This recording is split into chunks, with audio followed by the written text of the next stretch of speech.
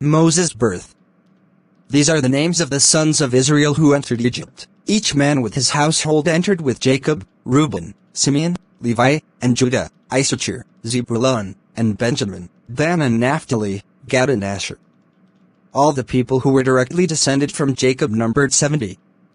But Joseph was already in Egypt, and in time Joseph and his brothers and all that generation died. The Israelites, however, were fruitful, increased greatly, multiplied, and became extremely strong, so that the land was filled with them. Then a new king, who did not know about Joseph, came to power over Egypt. He said to his people, "Look at the Israelite people, more numerous and stronger than we are. Come, let's deal wisely with them.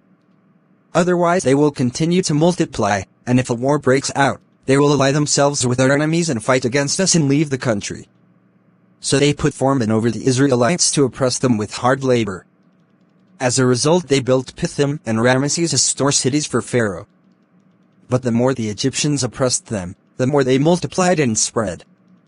As a result the Egyptians loathed the Israelites, and they made the Israelites serve vigorously. They made their lives bitter by hard service with mortar and bricks, and by all kinds of service in the fields. Every kind of service the Israelites were required to give was rigorous. The king of Egypt said to the Hebrew midwives, one of whom was named Shiphrah and the other Puah, "When you assist the Hebrew woman in childbirth, observe at the delivery, if it is a son, kill him, but if it is a daughter, she may live." But the midwives feared God and did not do what the king of Egypt had told them. They let the boys live. Then the king of Egypt summoned the midwives and said to them, "Why have you done this and let the boys live?" The midwives said to Pharaoh, "Because the Hebrew women are not like the Egyptian women, for the Hebrew women are vigorous. They give birth before the midwife gets to them." So God treated the midwives well, and the people multiplied and became very strong. And because the midwives feared God, he made households for them. Then Pharaoh commanded all his people, "All sons that are born you must throw into the river, but all daughters you may let live." A man from the household of Levi married a woman who was a descendant of Levi. The woman became pregnant and gave birth to a son.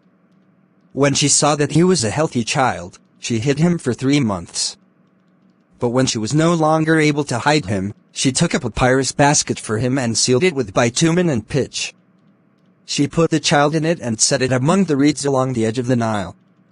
His sister stationed herself at a distance to find out what would happen to him.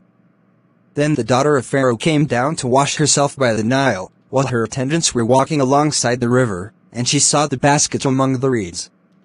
She sent one of her attendants, took it, opened it, and saw the child, a boy, crying. And she felt compassion for him and said, "This is one of the Hebrews' children."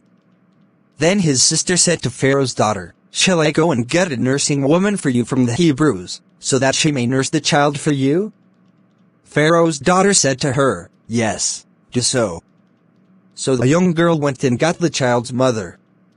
Pharaoh's daughter said to her, "Take this child and nurse him for me, and I will pay your wages." So the woman took the child and nursed him. When the child grew older she brought him to Pharaoh's daughter, and he became her son.